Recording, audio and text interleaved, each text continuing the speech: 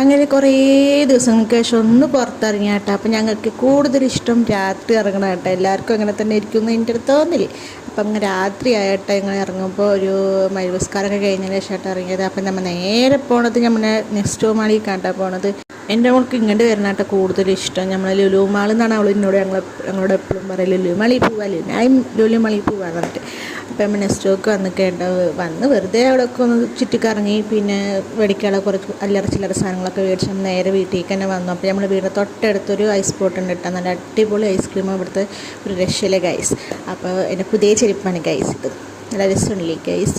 അപ്പോൾ മിന്നൂസ് ഒരു ചക്കരമത്തൻ്റെ ഒരു തണ്ണിമത്തൻ്റെ ഒരു ഐസ്ക്രീം മേടിച്ചു. എനിക്ക് നല്ല ഒരു സ്പെഷ്യലാന്ന് പറഞ്ഞിക്കട്ടെ, ഞാൻ കഴിച്ചിട്ടില്ല. ഇവിടെ ഒരാൾ ഒളിച്ച് കളിക്കണം ഗൈസ്, ഒളിച്ച് കളിക്കണം എന്നായിട്ട്. അപ്പോൾ ഇവിടെ നല്ല ഓഫറാണ്, 20-ൻ്റെ 10-ൻ്റെ എല്ലാതും ഉണ്ട്. നല്ല അടിപൊളി ടേസ്റ്റാണ് ഇവിടുത്തെ ഐസ്ക്രീം. ഞങ്ങൾ ഇടയ്ക്കൊക്കെ വരലുള്ള സ്ഥലമാണ് കേട്ടോ അവിടെ. അങ്ങനെ എനിക്ക് സ്പെഷ്യലായിട്ട് ഓർഡർ ചെയ്ത സാധനം നമ്മളെ നറുനീണ്ടിൻ്റെ മിൽക്ക് സർബത്തില്ലേ, സർബത്തല്ല ഷേക്ക്, ടേസ്റ്റ് ഉണ്ട് കേട്ടോ, അടിപൊളിയാണ്. എനിക്ക് ഭയങ്കര ഇഷ്ടമായി. അപ്പോൾ അത്രയേ ഉള്ളൂ കേട്ടോ ഇന്നത്തെ ഒരു ചെറിയൊരു മിനി വ്ളോഗാട്ടോ. അപ്പോൾ അത്രയേ ഉള്ളൂ.